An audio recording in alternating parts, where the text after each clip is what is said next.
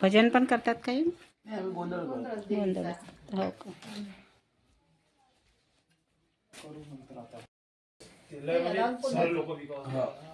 नंतर झालं काढ करायला लागलं नाही काम पूर्णच करायला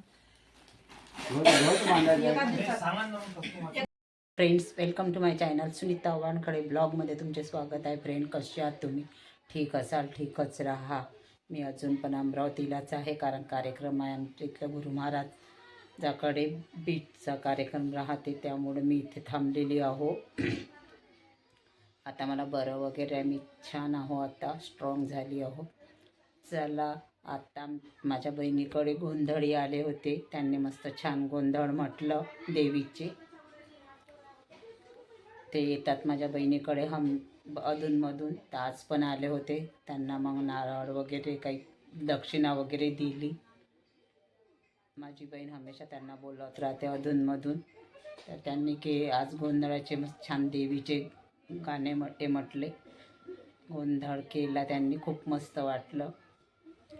आता भेटीला माझे चुलत मामा येऊन गेले, येणार जाणार चालूच राहतात. भेटीला मी इथे आहे म्हणून माहीत झालं तर आत्ताच येऊन गेले. चहा वगैरे झाला, त्यांना जेवण वगैरे करून गेले आहेत.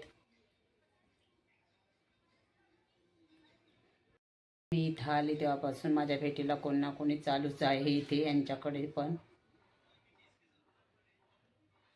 आज माझ्या मामीने बोलावलं होतं गावाला जावऱ्याला, पण मला मला म्हणजे थंडीचा त्रास होते आणि बाहेर गावाला दगदग होते, म्हणून मी पण नाही गेली. माझ्यामुळं माझी बहीण पण गेली नाही.